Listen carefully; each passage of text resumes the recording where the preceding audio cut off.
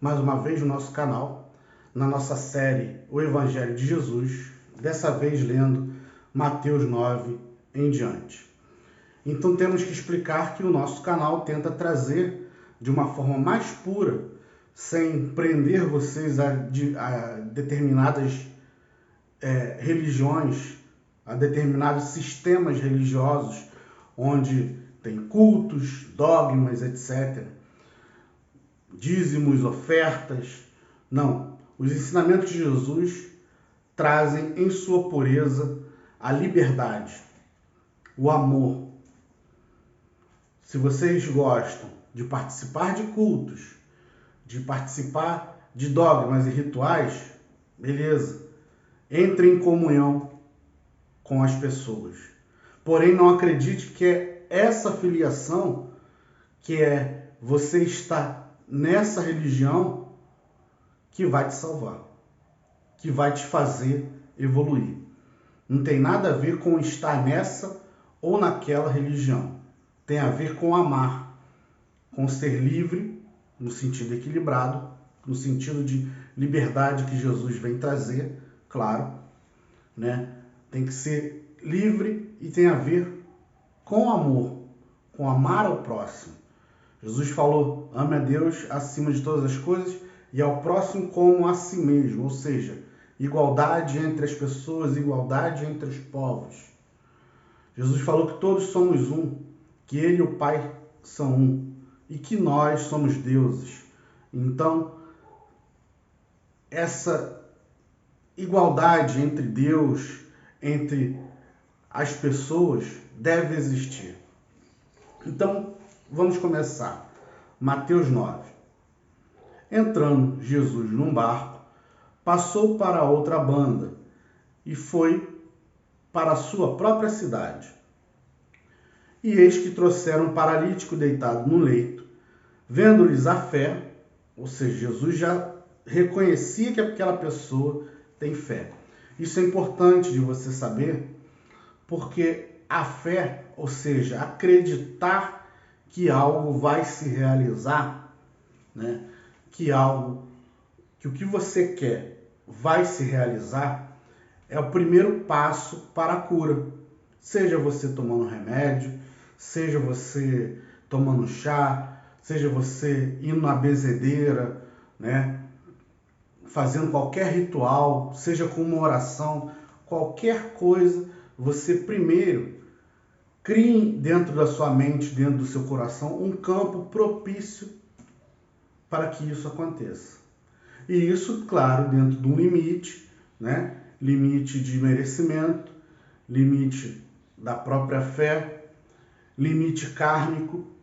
Dentro disso tudo, desses limites, isso vai acontecer no tempo certo, sabendo que não é, que as coisas não são a passe de mágica, não são no estalar de dedos, né? Você planta, existe um tempo até você colher. Então, sabendo disso, né? Plante dentro de você esse campo, nesse campo, uma semente que propicia a cura, mas com calma, esperando o tempo dessa cura vir. Então, Jesus sabia que a pessoa tinha fé. Jesus disse ao paralítico, tem bom ânimo, filho, estão perdoados os teus pecados. Jesus, mais alguns escribas, diziam consigo, este blasfema. Jesus, porém, conhecendo-lhe os pensamentos, disse, por que cogitais o mal nos vossos corações? Ou seja, percebemos que Jesus reconhecia, conseguia ler o pensamento das pessoas. Se Jesus disse que nós somos deuses, que nós faríamos tudo que ele faz e ainda mais coisas, então significa que nós também temos o poder, o dom de ler os pensamentos. Isso é questão de treino, tá? Você, não digo ler como se lê um livro, mas você percebe o que a pessoa sente e você interpreta isso, tá? Isso é questão de treino. Não conseguimos fazer de uma forma imediata, rápida, né? mas em alguns momentos conseguimos ler sim os pensamentos das pessoas. Todos nós podemos fazer isso. Então Jesus disse: pois qual é mais fácil dizer? Estão perdoados os teus pecados?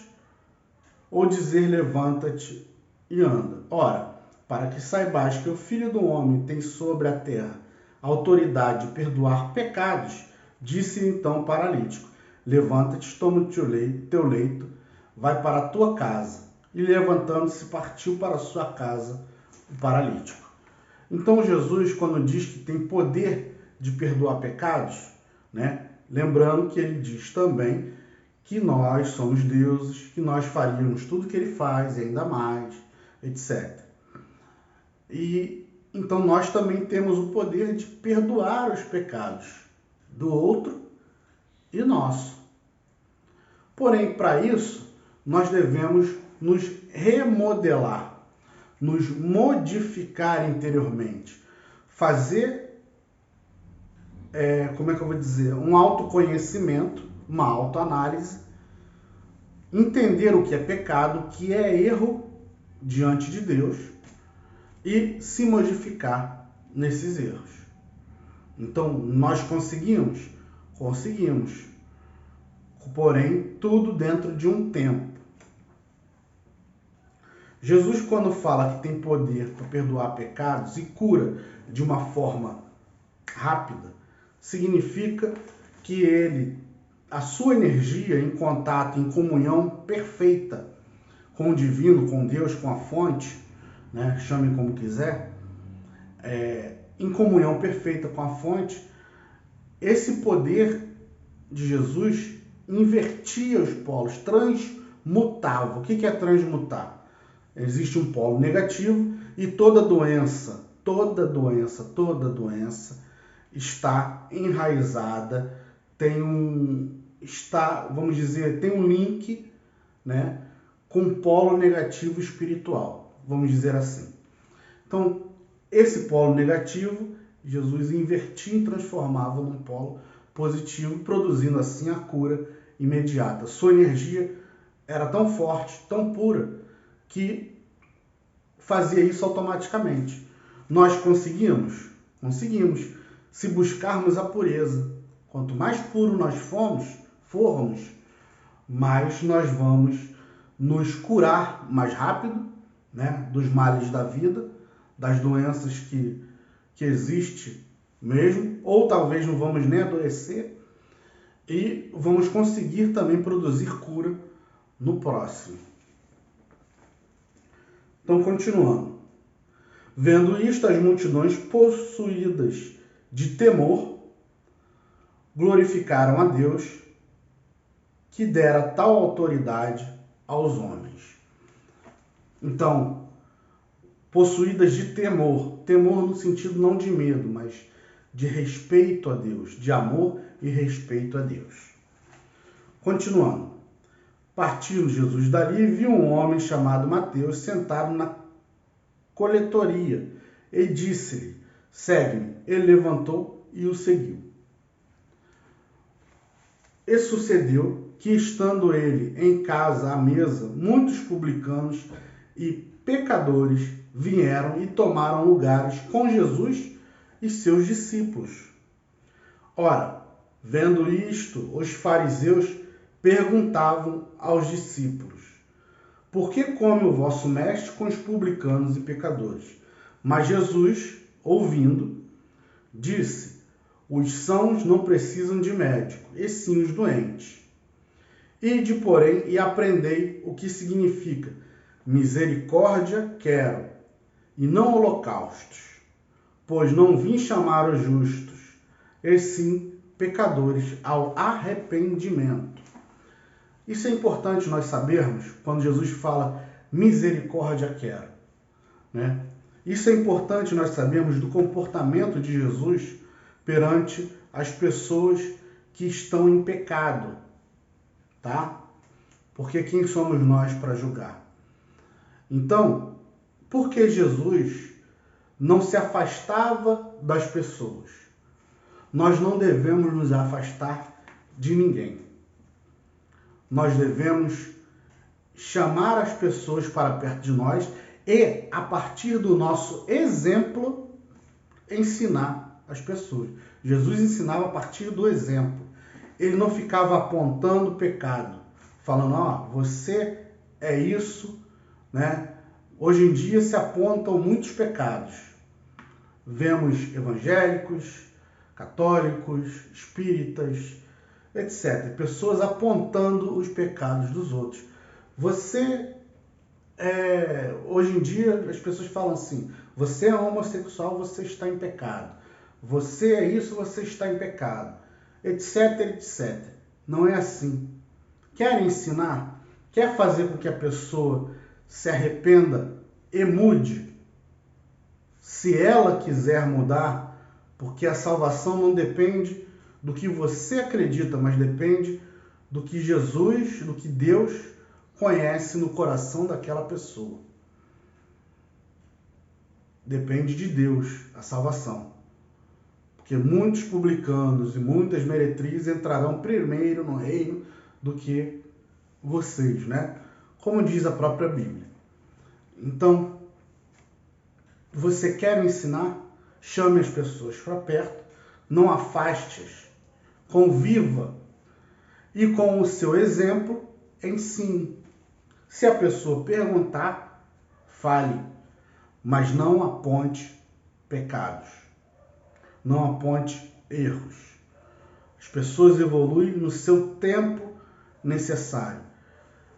A história do filho pródigo mostra muito bem que Deus permitiu aquele filho mais novo ir pecar, mas aceitou ele de volta.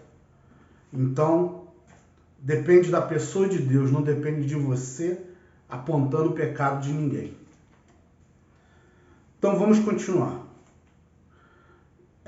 Vieram depois os discípulos de João e lhe perguntaram, por que jejuamos nós e os fariseus muitas vezes e teus discípulos não jejuam? Vemos então que os discípulos de Jesus não jejuavam. Respondeu Jesus, podem acaso estar tristes os convidados para o casamento, enquanto o noivo está com eles? Dias virão, contudo, em que lhes será tirado o noivo, e nesses dias hão de jejuar. Ninguém põe remédio de pano novo em vestido velho, porque o remendo tira parte do vestido e fica maior a rotura. Nem se põe vinho novo em odres velhos, do contrário, rompe-se os odres, derrama-se o vinho e os odres se perdem. Mas põe-se vinho novo em odres novos, e ambos se conservam. Vamos falar um pouco do jejum.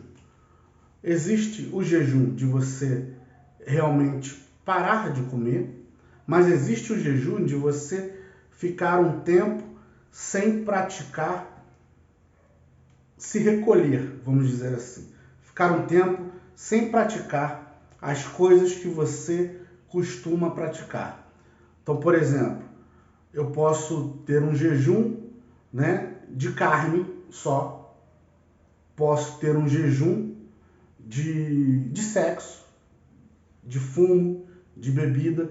Ficar um tempo purificado. Se eu entendo que essas coisas são prejudiciais, são tanto para o físico quanto para o espiritual, se são erros, pecados, né? E pecados por quê? Porque fumar, porque beber, porque todo desequilíbrio com comida, com certas coisas, é um pecado. Por quê? Porque tudo que faz mal a mim, se eu consumo, se eu fumo sabendo que aquilo pode e muitas vezes vai me provocar um câncer, então significa que eu não estou me amando. Então esse não se amar é um erro, é um pecado. Então tudo que eu faço para mim mesmo, né, que vai me prejudicar a curto, médio ou longo prazo, isso é um erro, é um pecado diante de mim, diante de Deus que está em mim.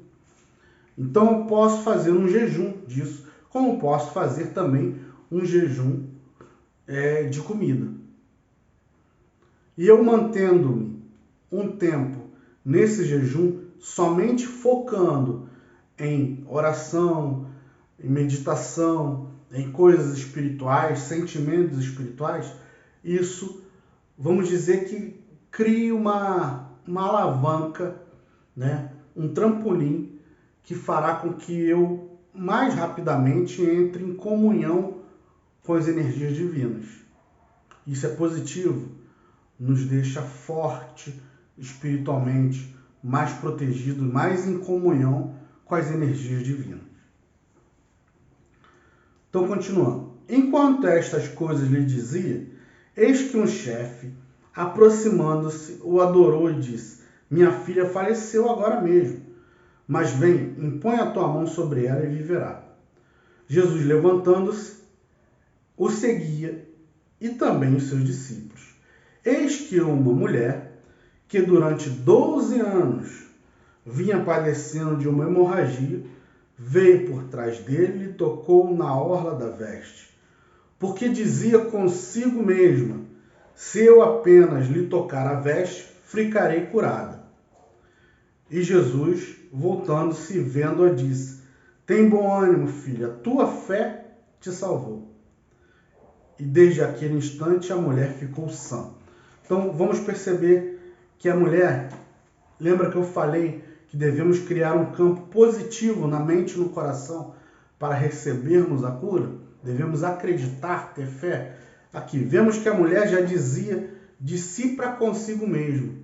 Ela já estava se autossugestionando. Então, a autossugestão, ela é uma coisa positiva. Você acreditar, você repetir: eu ficarei curada a partir desse momento.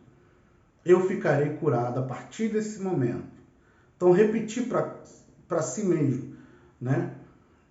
Criar esse campo positivo de que vai ficar curado, de que aquilo que você crê vai acontecer, isso fará com que as coisas, com que as energias corram, né? Circulem mais rápido e fará com que no tempo certo a cura venha.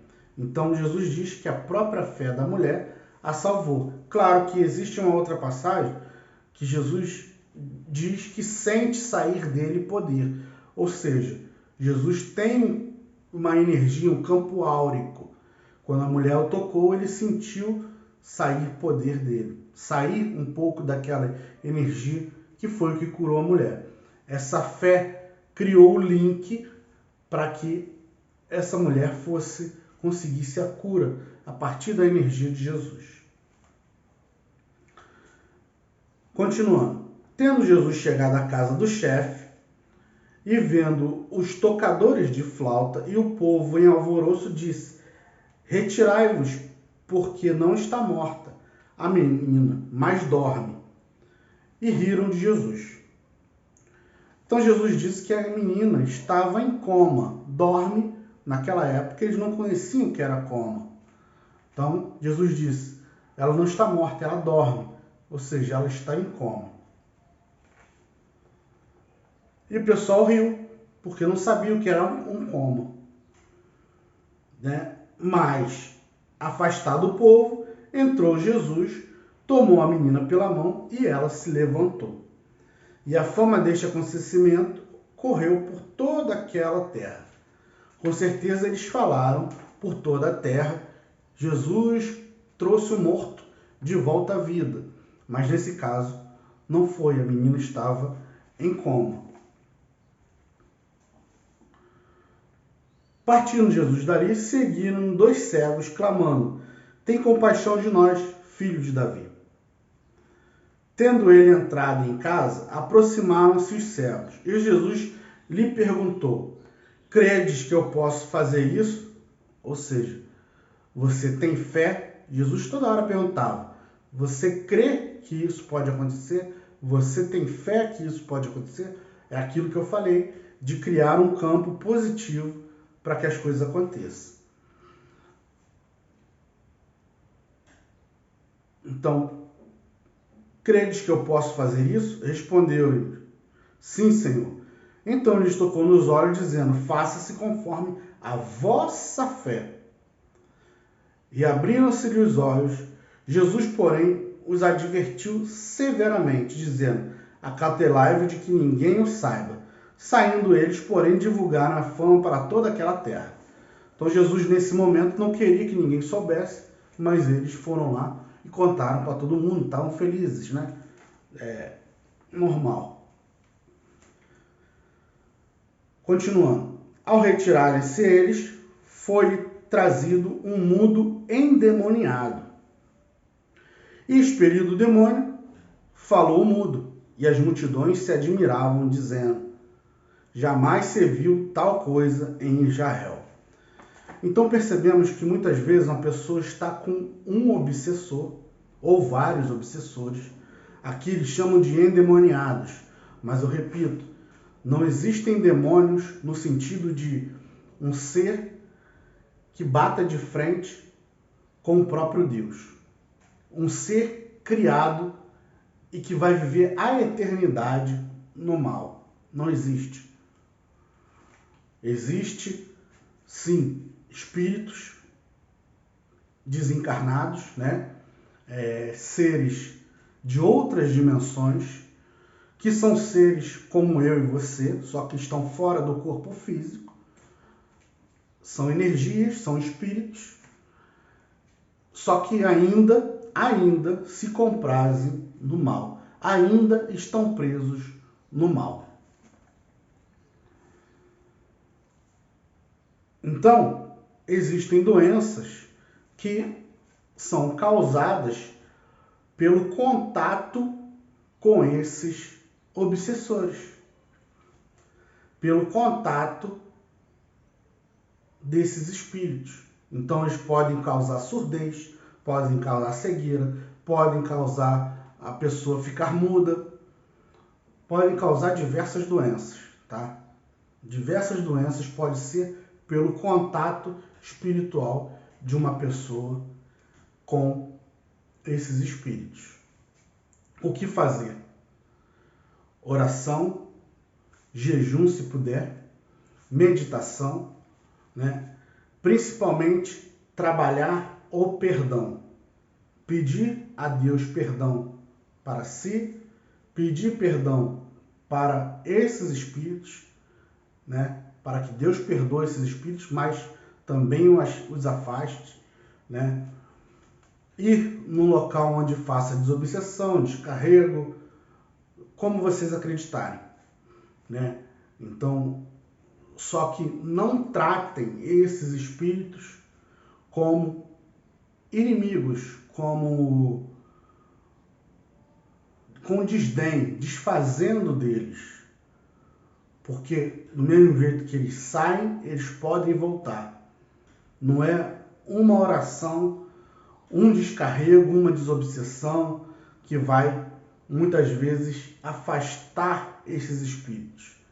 O que vai afastar eles realmente é a pureza que cada um consegue fazer dentro de si mesmo, né? É buscar a pureza das energias, buscar o contato cada vez maior com o divino, com Deus, né? Isso vai fazer com que automaticamente o mal não se aproxime de você. E se aproximar, porque pode acontecer, né?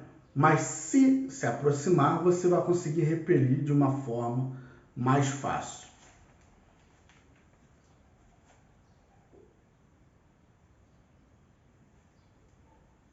Continuando.